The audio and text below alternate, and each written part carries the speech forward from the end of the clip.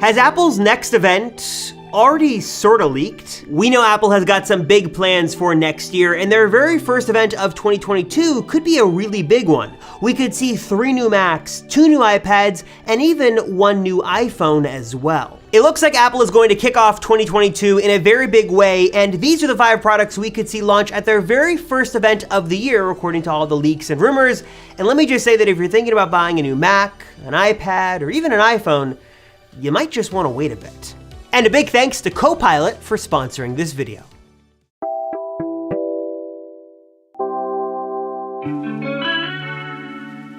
Last year's Spring Loaded event was certainly an event to remember. It was that one that debuted the all-new, totally redesigned iMac, the M1 powered iPad Pro with that cool Tim Cook spy cameo, an all-new Apple TV with a much better remote, and yes, AirTags were actually made official at that event as well. Now that was a great event, don't get me wrong, but if the leaks and rumors about Apple's 2022 plans are true, then their first event of next year, whether it's in February, March, or April, whenever it is, might just blow last year's Spring Loaded event totally out of the water. We're expecting the star of the first event to be this, the all-new, redesigned, and reimagined MacBook Air that will debut probably early in 2022. This is an all-new MacBook Air that is very different from the older models in a couple of big ways. First things first, the design. We now have this two-tone design, we have colors, we have a more industrial design language. The MacBook Air has gotten some changes year over year, but if the rumors are true, this change coming in 2022 will be the biggest change the MacBook Air has seen since it was emerging out of that manila envelope in 2008 with Steve Jobs at the helm of Apple. The MacBook Air is still a great computer, but this can be its biggest change ever. And besides just the splash of color on the outside, Apple's also switching up the color inside as well, actually going with a white accent color similar to those all-new consumer-focused iMacs. So you have the MacBook Pro, which has the darker black bezels, it's got sort of that black keyboard well, but it looks like on the consumer front on the MacBook Air, that's going to have a splash of color on the outside and then white on the inside. So you're gonna have a white bezel around the display and maybe a white keyboard as well, which is actually very similar and very reminiscent to the white MacBooks of 2007, 2008, 2009. I was actually a really big fan of those laptops, and it's nice to sort of see Apple become a little bit more playful and have some nice colors and two-tone designs on their more consumer-friendly laptops. Now, when it comes to screen, I've got some good news and I've got some bad news. Let's start with the bad news first. The notch is there. Whether it's necessary, whether it's just a marketing thing, whatever the case may be, the notch is seemingly going to be a thing on Apple laptops, the MacBook Air included, and it will be on these new models, at least according to the rumors. Inside of that notch should be the new and improved 1080p webcam for the MacBook Pro, so at least you're getting a better webcam in there, but that is going to be a thing on these new Apple laptops, and it looks like all Apple laptops moving forward. But the good news here is that that display, while it might not really change size, should become a better panel and a better display overall, with Apple going to mini LED technology for the MacBook Air. So it's gonna be bright, it's gonna be vibrant, colorful, great for watching movies and even playing some games on your Mac as well. It's not gonna have the high refresh rate ProMotion technology of the MacBook Pro and the iPad Pro, but it's still a mini LED display that should look great for whatever you wanna do on your MacBook Air. So it doesn't really need ProMotion, still gonna be really nice to have mini LED on the more affordable MacBook Air. Now inside, powering it all should be the all-new M2 processor. This will be the successor to the M1, so think more power and more efficiency. We're not really sure on the details on core counts or anything like that, but the M2 should be inside, powering it all inside of this new MacBook Air. MagSafe is making its return, now coming from the MacBook Pro down to the MacBook Air. So don't expect HDMI or USB-A or SD card or anything like that, but you will have a nice mix of USB-C and now a MagSafe port on the all-new MacBook Air too. Now the next Mac we could see at this spring 2022 event is a little bit more complicated, and that is an all-new redesigned Mac Mini.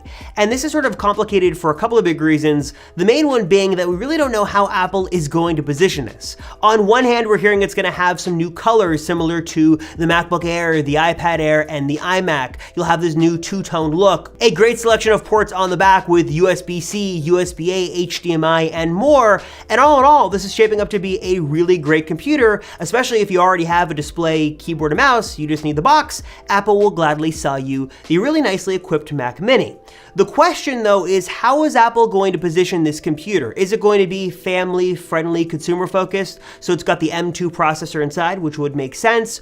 Or will Apple give us another model or maybe another spec that's a little bit more pro-focused with either an M1 Pro or an M1 Max inside of the compact design of the Mac Mini? Now, before we talk details about the third and final Mac making its appearance at this next event, let's shift gears a bit and talk iPhone. Now, I wish I could say, yes, the iPhone 14 is coming early, we're gonna get a nice spring surprise, and you're gonna get your hands on the all-new redesigned iPhone 14 much earlier than usual. That, of course, is not happening, but there is a new iPhone expected to launch in the spring of 2022, and that will be the all-new and improved iPhone SE 3. You might remember that iPhone SE 2 came like in March, April, May, in the spring of 2020 as a press release. It was sort of in the shuffle of many different things going on in the world, so it's okay if you don't remember that, but that was about 2 years ago. So now the iPhone SE is in need of an update, and there are a couple of different directions that rumors say Apple could take this. Some more, let's call them ambitious rumors, point to a radical redesign of the iPhone SE 3. We're talking a body very similar to the iPhone 11 with a larger display, 2 cameras on the back, a hole punch cutout at the top, and Touch ID built into the power button on the side. We're talking a radically new iPhone SE 3 that would basically blow everyone away, especially considering this is a more budget-conscious, budget-friendly phone. On the other hand though, if we're gonna be a little bit more realistic, that's probably not what Apple's going to do, at least not yet. There are rumors that indicate that that could happen with the iPhone SE 4 or 5, but that's probably still at least a year or two away from 2022. What makes more sense next year is that Apple gives us smaller, more incremental changes to the iPhone SE 3. That means you're gonna have pretty much the exact same design that looks very similar to the iPhone 8, same screen size, same Touch ID home button for better or worse, same single camera, but the upgrades will mainly come in the form of under-the-hood improvements inside. So maybe an A14 or A15 Bionic processor, which gives you better performance and better battery life, maybe better camera hardware and better smart HDR processing in terms of software and more capabilities, and also 5G will be making an appearance in this phone as well. And should be, when it launches, one of the cheapest 5G phone options out there, and certainly the cheapest iPhone that Apple makes and sells as well.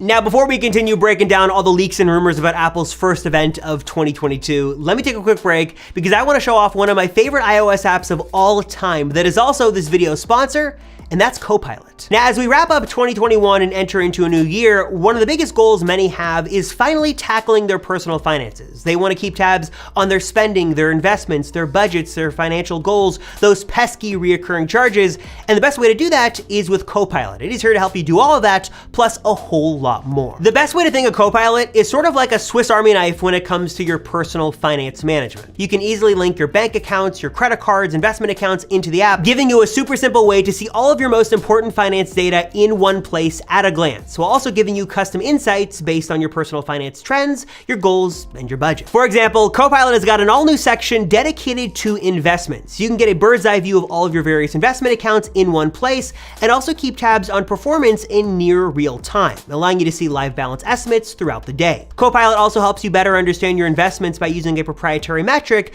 to calculate your investment returns, helping you sort of gain a better understanding of true performance and not just those changes in account balances. And personally, what I just really appreciate about Copilot myself is that it helps me feel way more informed about my personal finances. I can see everything at a glance, I can keep tabs on my spending, my budget, everything is auto-categorized across various accounts, and also it fully integrates into Venmo as well, so I can see those transactions auto-categorized in basically real time. So if you guys want to learn more about Copilot and get started today, which I recommend you do, hit the link right down below to learn more. And as an Apple Circle viewer, if you go through our special link, you will get access to a 2-month extended free trial of Copilot, 2 months for free by going through our link right down below. I just love this app. It's simple, it's beautiful, it's easy to use, it's powerful. I'm a big fan of Copilot. I love it. I know you guys will love it as well. So get started today and take advantage of that extended 2-month free trial by clicking that link right down below.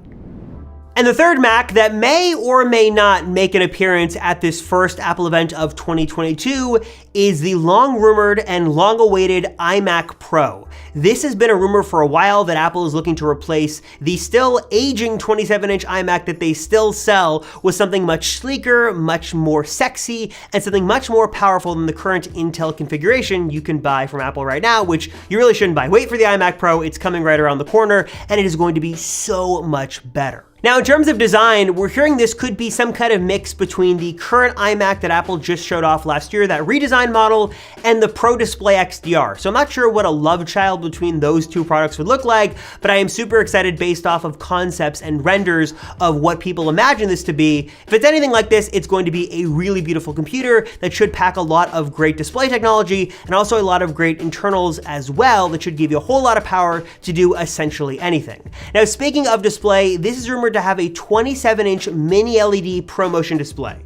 So let's back up here. 27 inches, so a nice large display, a mini LED display, so high quality, great for color accuracy, bright, vibrant, all that stuff. And also ProMotion tech as well, so it's got that 120 hertz variable refresh rate built in, which basically gives you everything you could want. And in some cases, with mini LED and ProMotion, is sort of better than the current $5,000 Pro Display XDR. So in some cases, you're getting a much better display with a really nice computer built in too. But of course, the biggest question about this iMac Pro, besides when it is coming, is what will be inside powering it. We had heard rumors that this was going to have either the M1 Pro or the M1 Max, and now some new rumors suggest that maybe this is going to be sort of a turbocharged version of the M1 Max that is even better than the ones in the 14 and 16-inch MacBook Pro. So unclear what Apple Silicon will be inside of this, but have no doubt as a pro-focused iMac, it's going to be a powerhouse that should let you edit video, edit audio projects, whatever you want to do with your pro-focused workflows, this iMac Pro should be able to handle. And last but certainly not least, let's talk iPad. Now, at last year's Spring Loaded, that was where we got the debut of the M1 iPad Pro, which is great, it's powerful,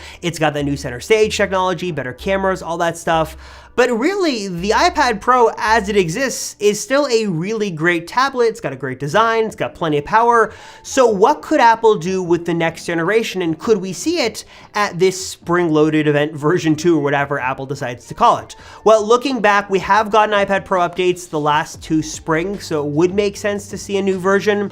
But as to specifics, the rumors have been very surprisingly quiet on this front, and we don't exactly know what Apple is going to do. There have been some rumors that Apple's going to give us a glass back for wireless charging, which could be a thing. Maybe Apple is experimenting with new, larger screen sizes and different form factors. And what could be the other iPad that gets an update at this rumored spring event? Could we see a new iPad mini or a base iPad? Well, those two just got an update in the fall of 2021, so the only other iPad that could get an update would be the already really good iPad Air. And again, it's a similar story to the iPad Pro. The iPad Air still has a really great design. It's got Touch ID built into the power button. It's got a nice display, good processor, cameras. Of course, Apple could sort of give it a boost and give it a better processor and even better cameras and stuff like that. So maybe we see some subtle changes come to the iPad Pro and the iPad Air.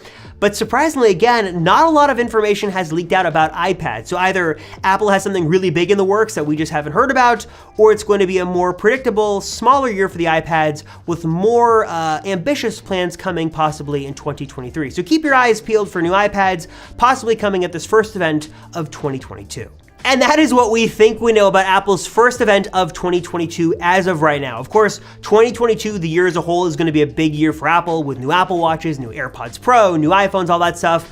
But in terms of what is ready sooner than later to get out the door and in our hands, it's probably going to be new Apple Silicon Macs, M2 processor, and then maybe some new iPads and the iPhone SE 3 as well. Not a lot of other stuff seems to be ready, but hopefully this is the stuff we could see launch at the beginning of next year at Apple's first event. So what are your thoughts on all this? What are you most looking forward to? Are you waiting for an M2 powered Mac? Are you really waiting for that iMac Pro? What do you think Apple's going to do with the new MacBook Air and iPhone SE 3? Are you excited for that? Are you not? What do you want to see launch from Apple in 2022? And I guess what do you want to see sooner in the year rather than later? Let me know your thoughts down below. As always, I appreciate you guys watching the Apple Circle. Thank you so much. Thank you very much. I'm Robert Rosenfeld, and I will see you all in the next one.